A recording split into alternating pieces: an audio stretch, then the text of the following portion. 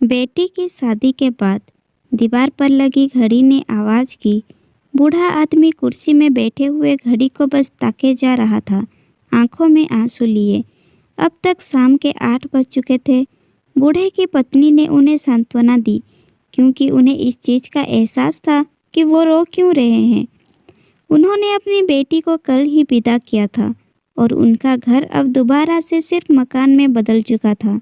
तुम जानती हो, मैं कभी भी अपनी दवाइयाँ लेना नहीं भूलता था, उन्होंने कबूल किया। क्या आप हमेशा भूल जाते थे? हमारी बेटी सीमा आपको हर रोज़ इस बारे में याद दिलाती थी, उनकी पत्नी ने कहा। नहीं, वो सिर्फ एक बहाना था। मैं अपनी दवाइयाँ लेना कभी नहीं भूलता था। मुझे बस अच्छा लगता था जब वो मुझे ठीक 8 बजे रोकती थी। उन्होंने ये रहस्य कबूल किया। पत्नी के चेहरे में एक खुशी की मुस्कान आ गई। उन्होंने आगे कहा, देखो, आज 8 बज चुके हैं और मैं सीमा को बहुत याद कर रहा हूँ, क्योंकि आज वो नहीं है रोकने के लिए। अगले ही पल उनका मोबाइल बजता है। उन्होंने मोबाइल खोलकर देखा तो उसमें सीमा का एक मैसेज आया हुआ था। पापा, यह आपकी दवाई का समय है, जल्दी से ले लो। बूढ़े आदमी ने अपनी बेटी का मैसेज पढ़ा।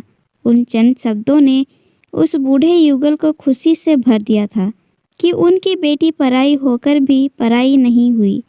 सीमा के पिता खुश थे कि कम से कम बेटी अब भी उनके साथ जुड़ी हुई है और हमेशा ऐसे ही रहेगी। इसलिए उन्होंने एक स्माइली में जवाब दिया। उधर सीमा का मोबाइल बजता है, लेकिन मोबाइल संतोष के हाथ में था। संतोष ने मैसेज को देखा और उन्हें डिलीट करने लग गया, लेकिन फिर भी एक आखिरी मैसेज जो पापा का आया हुआ था उसे डिलीट नहीं कर पाया, क्योंकि उसी समय सीमा बाथरूम से कमरे में आती है। जैसे ही सीमा उसके पास पहुंची, उसने तुरंत बिस्तर पर मोबाइल फेंक दिया। सीमा ने आते ही अपना मोबाइल चेक किया। उसने अचानक संतोष से सवाल किया, अरे पापा, मुझे ये स्माइली क्यों भेजा है? संतोष मुस्कुराया और कहा, मैं क्या जानूं।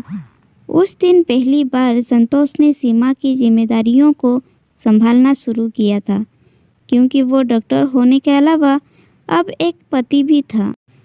कहानी अगर अच्छी लगी तो लाइक, कमेंट और शेयर ज़रूर करना। ऐसे ही कहानियाँ सुनने के लिए हमारे चैनल को सब्सक्राइब करना ना भूलें। कहानी सुनने के लिए बहुत बहुत धन्यवाद।